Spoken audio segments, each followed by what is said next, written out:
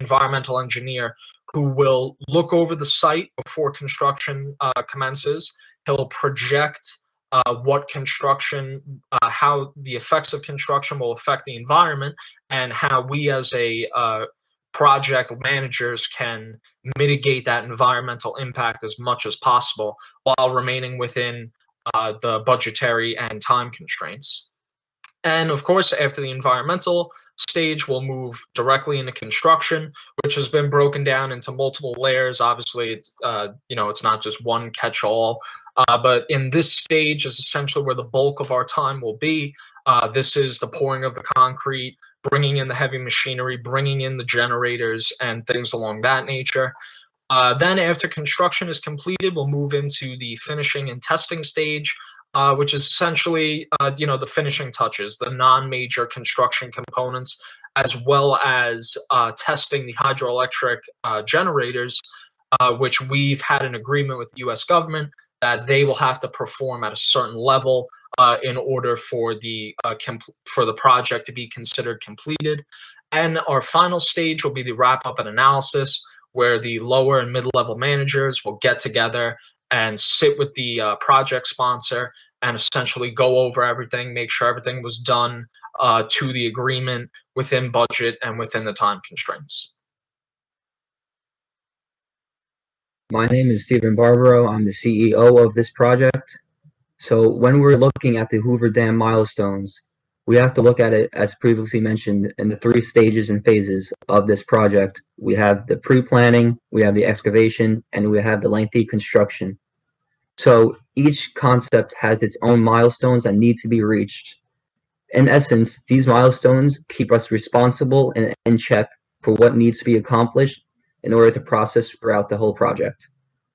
So when we're looking at the first picture on top, we have the basic bare bones, what we're starting with for this project. Underneath is the illustration of what we want to complete by the end of these 5 years. So going through each stages of construction and the building of this dam, we know that we have to tackle this by each milestone in each phase. And after doing so, we could progress accordingly.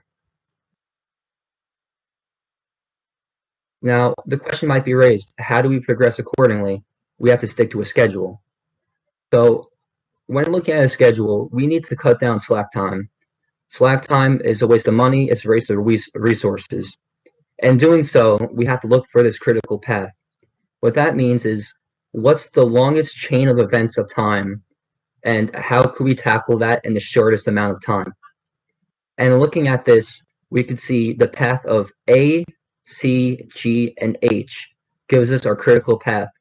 We have to complete this project in under 6 years.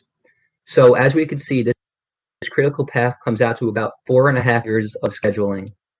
This means we don't need any project crashing for this project, which helps us stay on schedule and save costs. When you're dealing with a high-risk construction project, such as the Hoover Dam, you have to take risk assessment very seriously. Why is this important? Concepts and factors, such as safety. This is a high-risk project. There could be many injuries that could be prevented. There could be, unfortunately, casualties that could have been prevented if a risk was assessed properly. Proper assessment is necessary for projects like these. Also, when you assess the project correctly, you can also protect your assets and your equipment.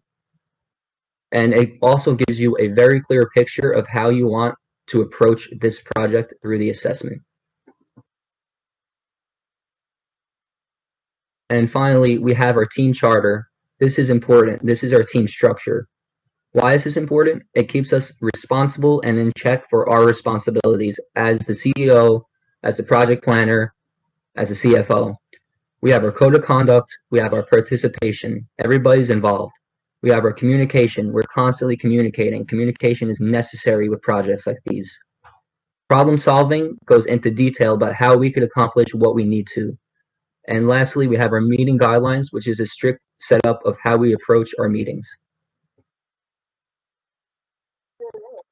So finally, after the completion of the project, we have our lessons learned, things we've experienced during the construction that we will take into future projects and hopefully mitigate any risk or time issues with future projects based on what we've learned through this project. So the first issue we struck was that since our company is not very familiar with hydroelectric electricity manufacturing, we struck an issue in the finishing stage, which was that when we tested the power generators, they weren't basically up to scratch with what the subcommittee wanted. And we had to bring in a specialist team to essentially overhaul the generators and make sure they were as efficient as possible so we could hit the threshold necessary to have the project considered completed and pass it off to the government.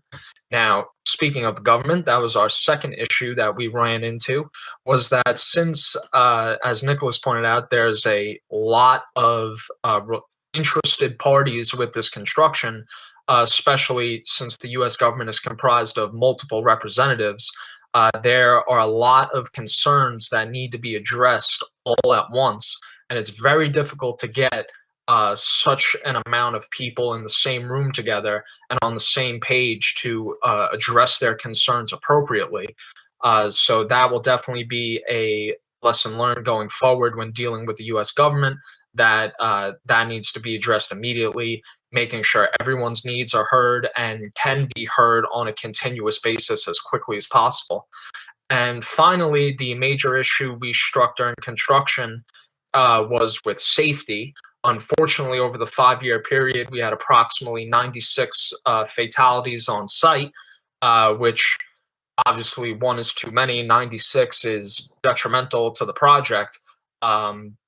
While what we thought were appropriate safety measures were clearly not such, and going forward, we now know different safety measures that can be implemented in order to really secure construction safety, which unfortunately were not implemented in this project.